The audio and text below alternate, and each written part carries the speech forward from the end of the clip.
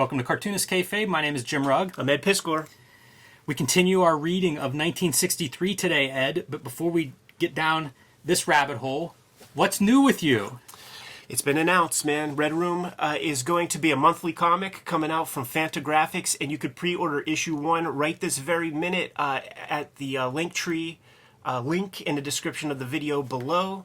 It's going to be very cool. Fantagraphics logo, 64-page first issue. Self-contained, very important, man. Like, you know, we cry about decompressed storytelling and spreading stories across multiple issues.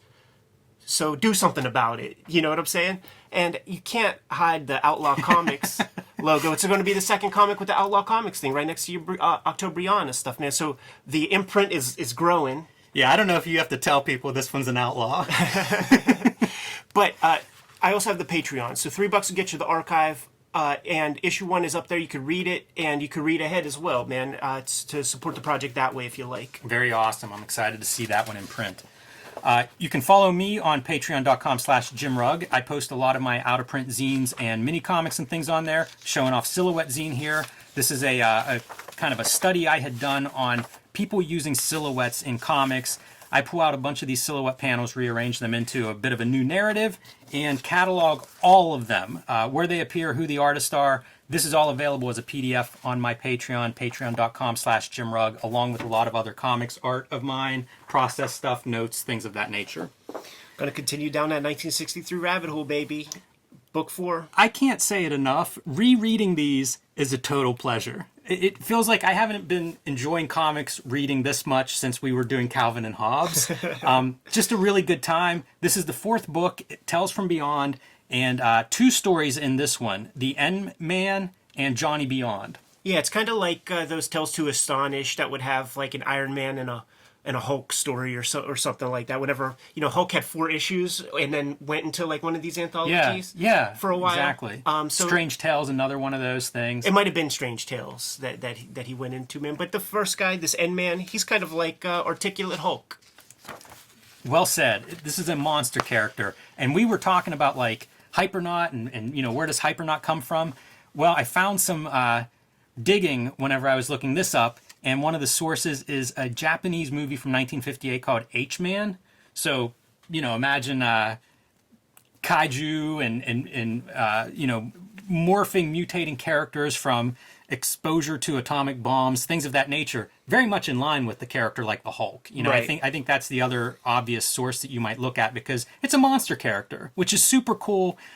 And one of the creative team bonuses of this, it's Alan Moore, Steve Bissette, and John Toddleben getting the band back together from, we know them from Swamp Thing, of course. These are dudes who made monster comics and made great monster comics. They're reuniting to make one here, and that's super awesome. And Ed, I have a little bonus for us. So first up, Sturdy Steve Bissette sent us a package this week. This one is to you. This is the Fearless Fury, one of the Image ash cans. We've looked at a few of these in the past. This is Bissette's pencils, along with a little bit of information about this one's for the Fury, which we had looked at previously, but that is for you, so enjoy. Awesome. Thanks, Sturdy Steve. And this is the N-Men. So same kind of deal where he's given us some behind-the-scenes stuff, how this comes together, early N-Man sketch. This is pencils with lettering, and then inks. That's so sick. So pretty fun to be able to compare these things and to see like where changes are made. We've talked a lot about Dandy Don Simpson doing this really amazing lettering. So you can see there's your pencils. There's Don Simpson going in with his hand, you know, putting some of his spin on this thing. And then whenever you get to the back, that's where I get that reference for, you know, H-Man being a character that is referenced at least in the early stages of planning this character. So you get a little bit of behind the scenes character sketches and designs as this evolves, and Comrade Cockroach, who we're going to see in this issue fighting N-Man. But kind of a really awesome piece. This is their process for making this. Step 1 is Sturdy Steve frantic transcribes notes from Affable Al's incoherent raving over the phone. And then he pencils from those notes and sends those pencils to Alan Moore, who then writes a script. So they were working Marvel style to, again, really get into this 1963 kind of production mode. They were being very true to that part. Yeah, it's very cool, man. And seeing those pencils from Steve, and once again, Steve, thanks a lot for these ash cans. That's a super pleasant surprise, man. Very, very cool. Yeah, I guess I should have that. Compare those. That yeah, compare that pencil page to the finished piece. Because I'm taking a look at Toddlebin's contribution, right? And the first name that comes to mind for me is Chick Stone when it comes to the inking. It's this very, very bold brushstroke. It's a brushstroke that we've never seen from Toddlebin before, and there's no evidence of those super bold lines in the pencil. So this is in line with a Chick Stone or one of those sort of heavy-handed inkers of the day. Yeah, I love that you say that, Ed, because you can even see it like in the textures of the denim on his shorts. Is those old comics had that quality of these like blown out lines a little bit. It's almost like Toddlebin is doing an ink approximation of the dot gain bleed of old newsprint comics. Really cool. I think it's worth calling attention to the pencils that Bissette's producing and then giving to his inker, because this is what you would see in older penciled comics. You see some John Buscema pencils or something like that. It's like, here's all the form, here's the composition, here's what you need, a light source, and then like the inker is a very talented illustrator. Put your mark on it, do finished art. And that has changed a lot, now where you see like every crosshatched line is now drawn and I want you to trace those. This is much more of that more traditional style of drawing comic art where it's like these different, your penciler is your storyteller. Get in the information you need for that and then hand it to your finisher. And I don't know if there's a better finisher than John Toddlebin, so give him some room to make decisions and just stand back because it's going to look good. Noteworthy, we had mentioned Tony Tollin, who's doing the coloring here, whether he was a real person or not. He is a real person. Started out as an assistant to Tashiana Wood, who colored a lot of the Swamp Thing stuff that these guys did. Went on to be like DC's primary colorist in the 80s, doing most of their cover colors. So guy with a big resume in comics, and happy to kind of fill in that gap in my knowledge. That's super cool, man. Like the cover colorists, like they had a little extra piece, man. I think about like the whole history of those DC cover colorists, man, and they would really stretch that 4-color process. So N-Man is on a mission into the shimmering zone, they call it. Yeah. This is such fun stuff. This is totally that sci-fi kind of thing in the atomic age of comics of like, yeah, this is just a forbidden no man's zone kind of place to go. And that's what we see here, parachuting in. Well, he's got a parachute on. Right. That was the superior, the army officer's plan was for him to parachute in. He does stuff his own way once he gets into the mission, and that means dropping in without the parachute because he doesn't want to give away where he's coming or let people have any shots at him on his way down. Yeah, especially if things, there's Metroids. There's Metroids on that planet, man. You don't want to give up your location to them things. Yeah. Yeah, these guys are great too. Is anything alive there? So he's inside of this zone-like area. Says it's like walking underwater, and this comes back again to his monster-like characteristics. Imagine an insect, right? You hear how insects can lift, 10 times their body weight. They can withstand all this stuff. He's sort of like that. It's almost an exoskeleton that's around him. Makes him uniquely suited for these kinds of super dangerous, would be deadly to a man missions. All of these creatures, man, these like extra creatures are so cool, man. And I'd like to compare the pencils with the inks on that stuff. I mean, we don't necessarily have to do that here, but I bring that up just because like Toddlebin, like on Swamp Things, would add a lot of little frogs and stuff. But you can clearly see, man, that Bissette is bringing all of that to the page here. Yeah, super fun stuff. And here comes our villain for the issue, the Comrade Cockroach. Gotta remember, man, this is 1963. The Cold War is still in full swing, man. And it's a Russian before you even know his name, man, because he uses those words that only Colossus would use in the X-Men comics. Yeah, that's funny. Wonder where Alan Moore's pulling those. I can't imagine he's referencing Colossus to get that stuff. Little Chris Claremont. You would see that word so much. Yeah, and you can see reference to the transformation experiments demonstrating Russian scientific superiority. Again, reference to a Hulk comes to mind. The scientific experiments that transformed a man into N-Man. Yeah, and it's, there's the space races in there too, man. Like, this is the Sputnik version of...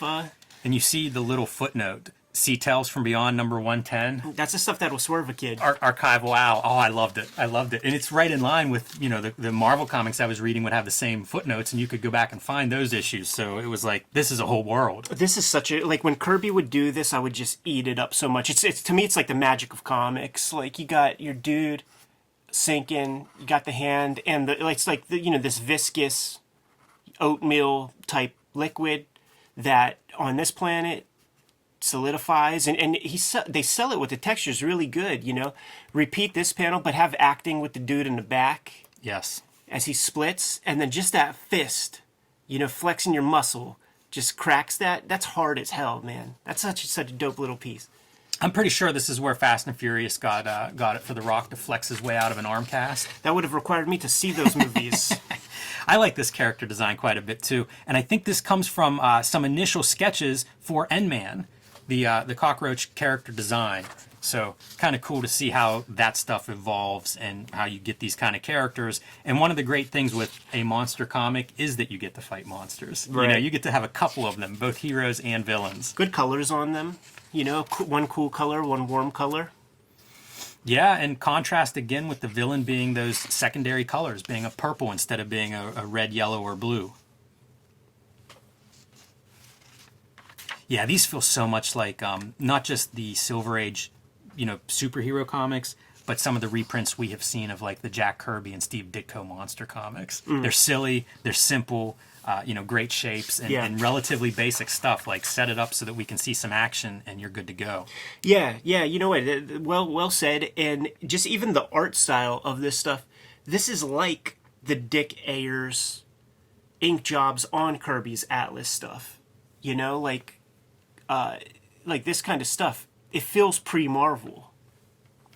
Yeah, and they're after this thing, or at least the cockroach is after this, some kind of matter in the middle of this shimmering zone. I thought it might be a black hole because it's super dense. At one point, N-Man says, that's heavier than all of New Jersey. I love that he knows, right? Yes, exactly. But he can't save. Cockroach realizes too late that the folly of his ways. But I like the weight of this. It feels like he's being sucked in, but he digs his way out. Great color compositions on that, man, with that 100% magenta background, man, and then you have the 100% cyan and yellow for really that pops. For that, super poppy green, man. There's almost no kind of Ben-Day-ish elements on that page, on that panel. Very saturated, yeah.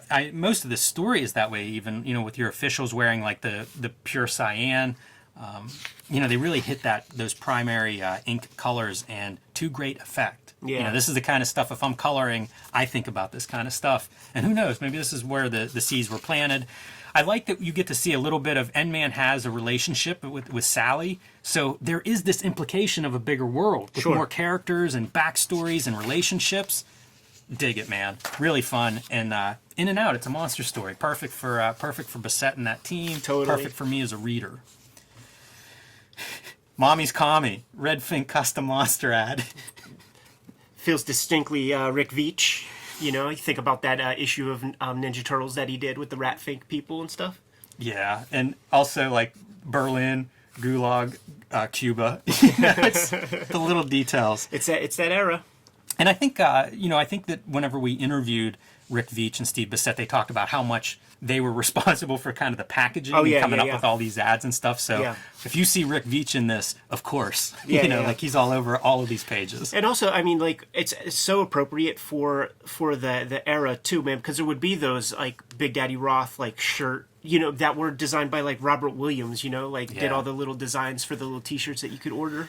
All right, so diving into the next story, Johnny Beyond in Flipsville. And Jim Valentino coming on board to pencil this. Inks by Steve Bissett. The lettering is Roxanne Starr, and coloring again is Tony Tolan. And I mentioned these creative teams because I think they do a good job of making it look like you've got a bullpen turning this stuff out. Yeah, for sure, man. The lettering is really cool. It looks like some kind of like a template. Yeah, it's stiffer. It's much stiffer than like Don Simpson's more I don't know, classic style. Yeah, but it would fit that. You would see those comics that would have that kind of like rigid quality. Like, I think there is a way to set the Ames guide to do like these like thinner straight up and downs, and maybe that was even applied, man. Because it doesn't look just like bare hand. If it is, man, Roxanne's got super tight control. Yeah, it's really close to a font. Yeah, I can't tell you for sure that it isn't. I'm sure. But story at hand. Johnny Beyond is certainly a Doctor Strange-esque character. I think there are more elements. I see some of like the Charlton, like Dr. Graves. You know, he's this beatnik mystic character. There's so much good stuff in this story, man. Because like Alan Moore totally captures that vibe of these old middle-aged dudes trying to write like hip, cool lingo Yes. that their kids will like. Yeah, this is a caricature of certain Stan Lee-isms. There's so much in this one story because like we got this female, right, and she's got short hair, she's got a power suit on in this copacetic beatnik world. Yeah, she seems a little out of time, Ed. Yeah, she's a woman of the 90s, man. She's looking for a fern bar.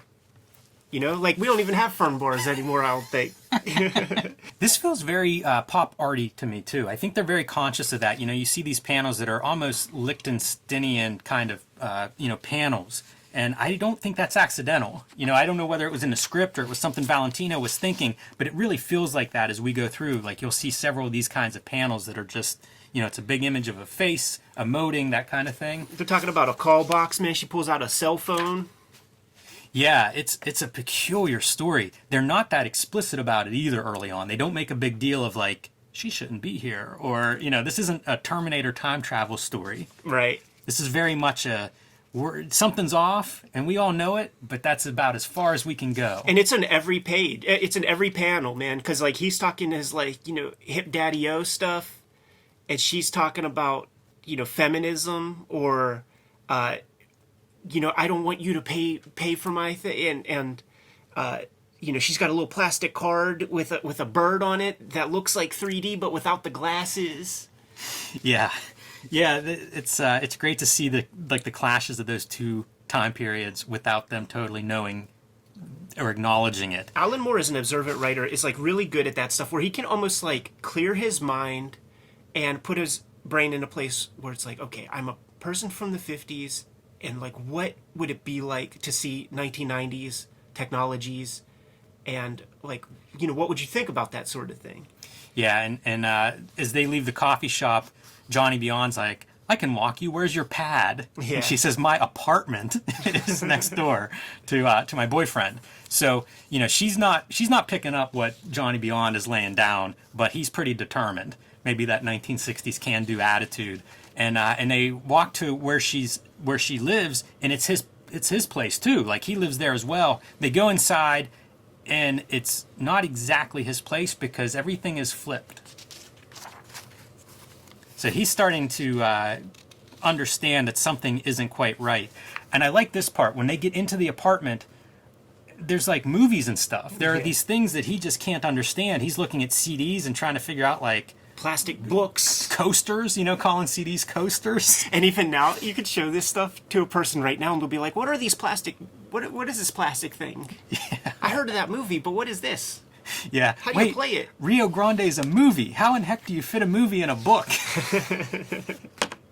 But it's good subtle stuff, man. It's the same colors of the gear, different application. Yeah, turtleneck versus collar, very very fun for sure. And they're trying to piece together exactly what's going on. Like at this point, it's everybody understands something is wrong with this picture. And what is it? It's dimensions are folding in on themselves. That's that thing that happens, man, that they warn you about in Bill and Ted. You can't meet yourself, or else time is gonna fold in on itself, and that's exactly what's happening to their little brownstone. And speaking to your point about Alan Moore and his writing, well, we've seen this '90s version. Let's take the woman character back and show her the '60s version. Yeah. We're going to inverse this thing a bit. And so you go back and you see Johnny Beyond's version of this apartment, and some of his like crystal balls and apparatus trying to figure out exactly what is going on here. Good stuff. It is. They get outside of the house where they're seeing it folding in on itself, and now they've got people coming in from the 30s. And so he's conjuring up images to scare them to like stay in there because you are traveling through time and you don't want to get out of that time machine. Yeah, the house is a TARDIS. Fun drawing as you see the distortions. This feels very Ditko, trying to reference some Ditko stuff. Oh, we'll get there. The door is now on the floor. The walls are the floor that they're standing on.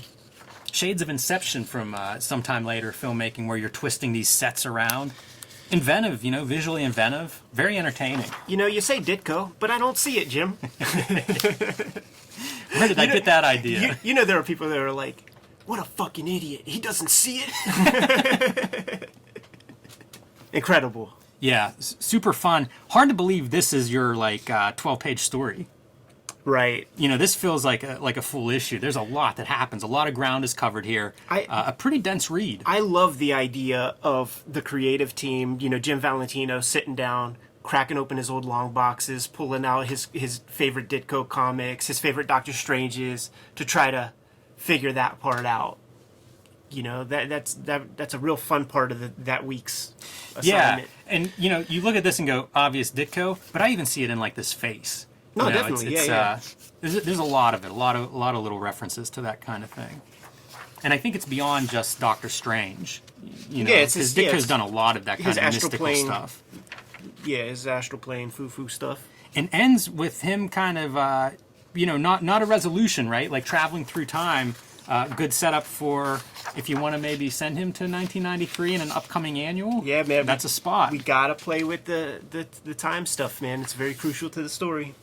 I love this. This looks like a Bissett inked drawing to me. Yeah. This little piece in the letters page, but also attention to the header for the letters page. Mel from Beyond. I love all of these little details. I was going to say that too, man. Like every header looks like it's been agonized over in the same way that Spidey's letter page kind of solidifies and stuff. And the thing is, like the Marvel stuff doesn't solidify like on day one. Like the things change, and then it becomes its like iconic like letters page header. These guys freaking create iconic ones with one shot. Yeah, it's such a world. Yes. I aspire to create worlds like they've created with these 1963 comics and the way they stand alone. I actually talked to Steve Bissett a little bit this week about some stuff, and he was saying like they were getting a lot of mail for this series. So we were saying a lot of these letters are kayfabe, and they are. But some of them are real letters too. Yeah, it's good. Like this is Diddy Schultz from Portland, Oregon. That's got to be Diana Schutz, right? From she's editor-in-chief or whatever at Dark Horse in Portland, Oregon. I feel like that's her, Yeah, maybe. Yeah, I was going through letters trying to figure out like which ones were real and stuff. Yeah, when I see Such a rabbit hole that close, like I start to think like, oh man, is that just they're pointing us toward her, but it's a parody. It could, yeah, it very well could be. Like I said, I don't know which or which, but it's funny because in the letter, if this were a kayfabe letter, she's referencing other books that are being published by this company, Dixie's Dates. Dude, keeping kayfabe. Yeah, it's really good stuff. I don't know where the illusion ends and what's real and what isn't, but it's super fun to see. And then their call out stuff. So Bissett, they are calling out Tyrant, which is starting to ramp up, which is going to be his creator-owned dinosaur book, super awesome. Valentino, who's actually going to, this is published under like the Shadowline, his studio imprint, but is also going to feature some of these characters in an upcoming issue of Shadowhawk. So, and of course Drew in this issue. So you get some creator spotlights. What's coming up, Horus, Lord of Light, will be, I guess, the next issue, and then the pinup sections, and that's a doozy, man. This, I was trying to kind of articulate to myself what it is that I like so much about Bissett's inking, because he uses inkers a lot on his, DC stuff or whatever, but it's this piece that kind of solidified some ideas in my mind. And one of the things that I like about the inking is it's like very, it's sort of the same stuff that I like about Kurtzman's inking.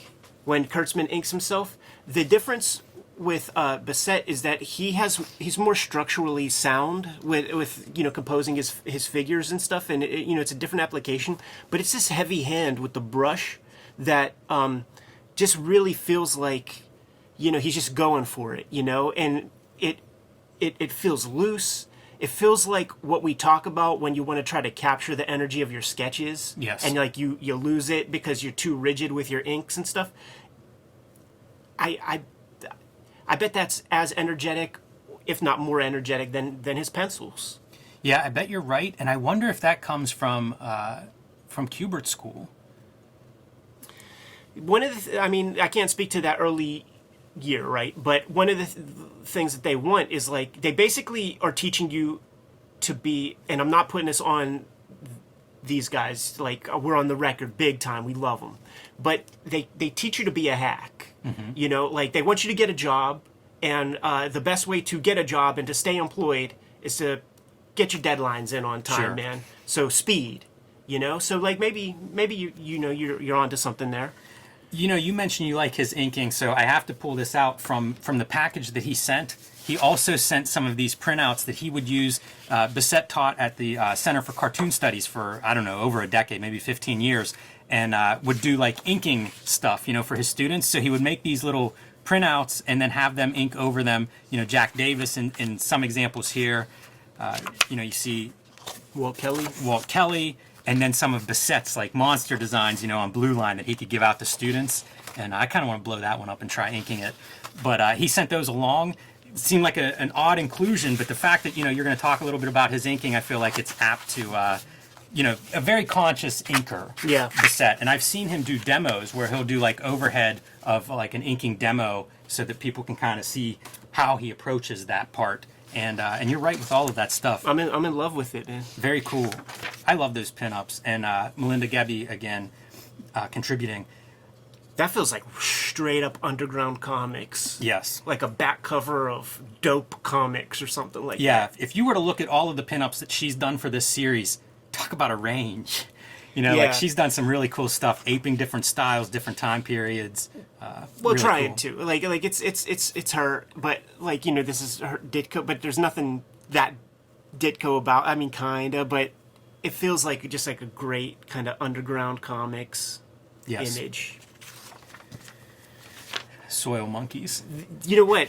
This speaks to the those Heroes World catalogs and stuff that Bissett and Rick Veitch, they're on the record talking about, man, we got paid $5 to like draw so much complicated stuff. Joe Kubert got to draw all the cool shit. He got to draw the Superman and the Spider-Man figures, and then we had to draw like complex tigers that reduced down to the size of 3/4 of an inch. We had to create the coupons and all that. So it's like all that education from putting together those dumb catalogs Pays off, man.